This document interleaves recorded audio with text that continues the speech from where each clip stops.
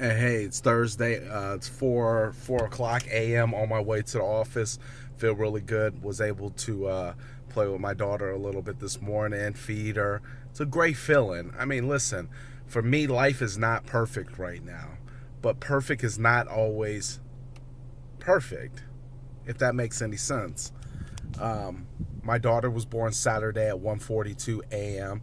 Greatest feeling in the world, or one of the greatest feeling in the world. And what made her so special is, well, it's my daughter.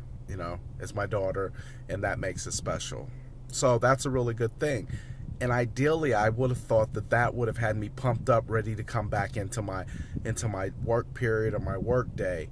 And Monday, I was really starting to self-destruct. I didn't know where it was. I had a fear inside of me that was extremely overwhelming. And I got to the office and turned back around, decided I wanted to spend that extra time with family, given the fact that she had just been born. We just came home. I didn't want to be away like that. So I took that extra day off. Tuesday, I came back into the office, and that fear, I remember it, that fear was even stronger. And I didn't want to do anything. So my day was less than productive. Spoke to my coach, had a conversation with some people, and really kind of got things back into perspective. Was able to mastermind with Ricky, come up with some plans and ideas to really get me back on track.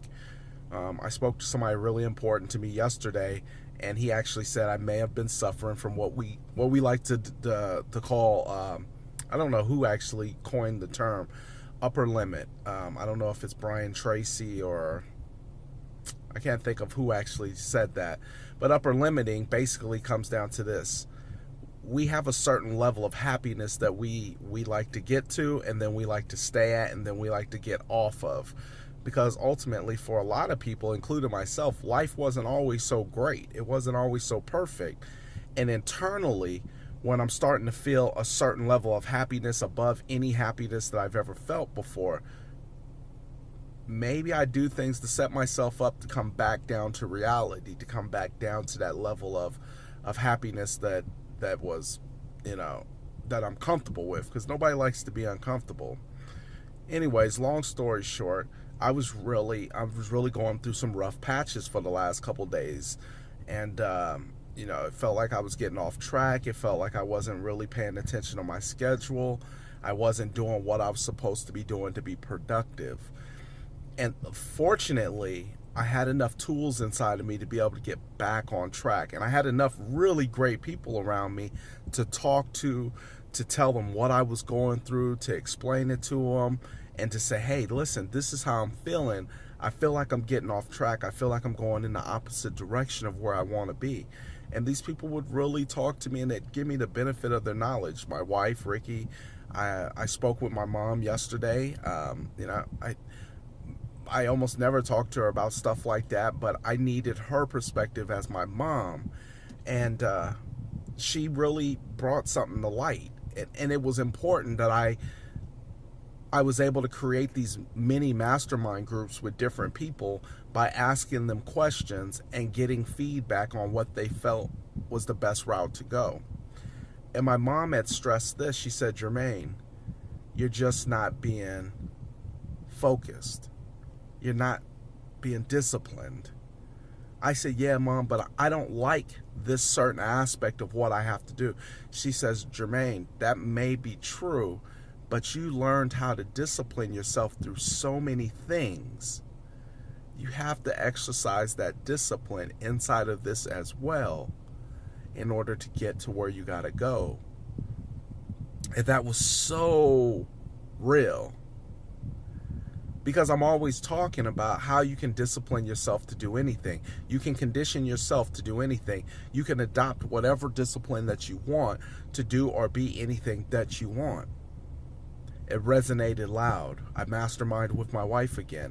I mastermind with my mentor again. I started throwing things at these people that created them to give me a response, and the response was a part of my masterminding a plan, masterminding a idea about how to make this work. And you know what? It feels really good. I know that I'm going to go through ups and downs, trials and tribulations. I know this, and it never feels good, and it never feels like it's going to be over. But it's right. It's right. When you see people, those little bumper stickers say, or those little catchphrases says, it's not how many times you get knocked down, it's how many times you get back up.